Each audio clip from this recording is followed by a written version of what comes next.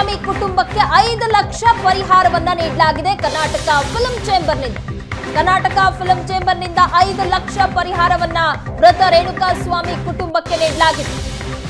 ರೇಣುಕಾ ಸ್ವಾಮಿ ನಿವಾಸಕ್ಕೆ ತೆರಳಿ 5 ಲಕ್ಷ ಚೆಕ್ ಅನ್ನ ವಿತರಣೆ ಮಾಡಿದ್ದಾರೆ. ಅಧ್ಯಕ್ಷ ಎನ್ಎಂ ಸುರೇಶ್, ಸಾರಾ ಗೋವಿಂದು, ಚಿನ್ನೇಗೌಡ ಇವರೆಲ್ಲರೂ ಸಹ ಹೋಗಿದ್ರು ರೇಣುಕಾ ಸ್ವಾಮಿ ಮನೆಗೆ. ಕುಟುಂಬಸ್ಥರಿಗೆ ಸಾಂತ್ವನ ಹೇಳಿದ್ದಾರೆ. ಜೊತೆಗೆ ಮೃತ ರೇಣುಕಾ ಸ್ವಾಮಿ ಕುಟುಂಬಕ್ಕೆ 5 ಲಕ್ಷ ಪರಿಹಾರ ಕೊಟ್ಟಿದ್ದಾರೆ. ಫಿಲ್ಮ್ ಚೇಂಬರ್ ಸದಸ್ಯರಿಂದ ರೇಣುಕಾ ಸ್ವಾಮಿ ಕುಟುಂಬಕ್ಕೆ ಸಾಂತ್ವನ.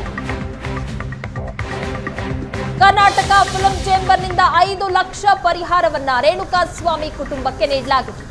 ದೃಶ್ಯದಲ್ಲಿ ನೋಡ್ತಾ ಇದ್ದೀರಾ, ಇದು ರೇಣುಕಾ ಸ್ವಾಮಿ ಮನೆಗೆ ಅಧ್ಯಕ್ಷ ಎನ್ಎಂ ಸುರೇಶ್ ಹಾಗೆ ಸಾರಾ ಗೋವಿಂದು, ಚಿನ್ನೇಗೌಡ ಸಹ ಹೋಗಿ ಸಾಂತ್ವನ ಹೇಳಿ ಕುಟುಂಬದ ಸದಸ್ಯರಿಗೆ 5 ಲಕ್ಷದ ಚೆಕ್ ಅನ್ನ ಕೊಟ್ಟಿರುವಂತಹ ದೃಶ್ಯ ನೋಡ್ತಾ ಇದ್ದೀವಿ. ಫಿಲ್ಮ್ ಚೇಂಬರ್ನ ಸದಸ್ಯರೆಲ್ಲರೂ ಸಹ ಹೋಗಿ ರೇಣುಕಾ ಸ್ವಾಮಿ ಕುಟುಂಬದವರಿಗೆ ಸಾಂತ್ವನ ಹೇಳಿದ್ದಾರೆ. ಜೊತೆಗೆ 5 ಲಕ್ಷದ ಚೆಕ್ ಅನ್ನ ಸಹ ಕೊಟ್ಟಿದ್ದಾರೆ. ಇದರಲ್ಲಿ ಫಿಲ್ಮ್ ಚೇಂಬರ್ನ ಅಧ್ಯಕ್ಷರಾದ ಎನ್ಎಂ ಸುರೇಶ್ ಹಾಗೆ ಸಾರಾ ಗೋವಿಂದು ಹಾಗೆ ಚಿನ್ನೇಗೌಡ ಇವರು ಹೋಗಿ ಸಾಂತ್ವನ ಹೇಳಿ ಚೆಕ್ ವಿತರಣೆ ಮಾಡಿರುವಂತಹ ದೃಶ್ಯವನ್ನು ನೋಡ್ತಾ ಇದ್ದೀರಾ.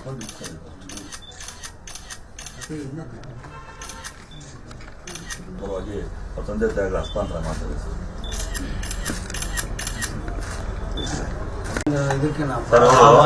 ಮುರುಡೇಶ್ವರ ಕ್ಲಾಸ್ಮೇಟ್ ತಂಗಿಯವರು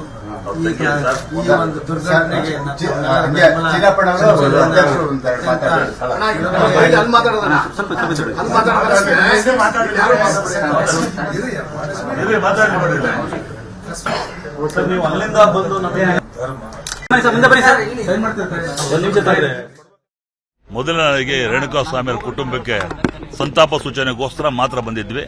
ಇದ್ರ ಸಂಪೂರ್ಣ ಮಾತನ್ನು ಪ್ರೆಸ್ ಮೀಟ್ ಮಾಡಿದ್ವಿ. ಆದರೂ ಕೂಡ ನಮ್ಮ ಧರ್ಮ, ನಮ್ಮ ಕರ್ತವ್ಯ, ಕಾನೂನು ನಡೆಯಲ್ಲಿ ಕಾನೂನು ಪ್ರಕಾರ ಕಾನೂನು ಏನು ತಗೊಳುತ್ತೋ ಅದಕ್ಕೆಲ್ಲ ನಾವೆಲ್ಲ ಗೌರವ ಕೊಡಬೇಕು. ಭಾಳ ಬೇಜಾರಾಯ್ತು ತಂದೆ ತಾಯಿ ನೋಡಿ, ಆ ಧರ್ಮಪತಿಯವರು ಭಾಳ ನೋವಾಯಿತು. ನಮಗೂ ಅಣ್ಣ ತಮ್ಮ ಅಕ್ಕ ತಂಗಿದ್ದಾರೆ. ಮಾನವೀಯತೆ ಮೌಲ್ಯಗಳು ಇಟ್ಕೊಂಡು ನಾವು ಯಾವುದೇ ಕಾರಣಕ್ಕೂ ಬಂದಿಲ್ಲ. ಓನ್ಲಿ ಸಂತಾಪ ಸೂಚನೆ ಮಾಡೋಕ್ಕೋಸ್ಕರ ಬಂದಿದ್ವಿ. ಈ ಅಭಿಮಾನಿಗಳಿದಾರಲ್ಲ, ಅಭಿಮಾನಿಗಳು ಪ್ರೋತ್ಸಾಹ ಮಾಡಬೇಕು, ಬೆಲೆ ಕೊಡಬೇಕು, ಗೌರವ ಕೊಡಬೇಕು. ಒಂದು ಲಿಮಿಟೇಷನ್ ಇರುತ್ತೆ. ಇಂಥ ಸಂದರ್ಭಗಳಲ್ಲಿ ಅವರು ಕೂಡ ಸಮಯವನ್ನು ಹೊರಿಸಬೇಕಾಗುತ್ತೆ. ಯಾರದೇ ಪ್ರಾಣನೇ. ನಮ್ಮನೆ ಅಣ್ಣ ತಮ್ಮದು ಹೋದ್ರೆ ಪ್ರಾಣ ಹೋಗುತ್ತಲ್ವ.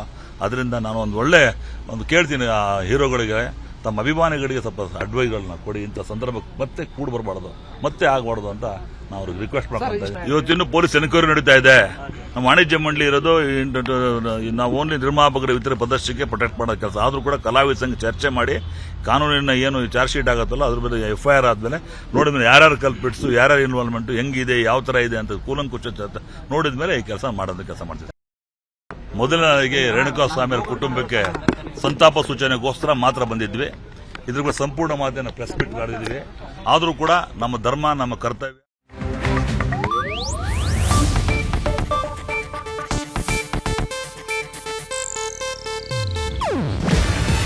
ಇದು ಏಷ್ಯಾನೆಟ್ ನ್ಯೂಸ್ ನೆಟ್ವರ್ಕ್ ಪ್ರಸ್ತುತಿ.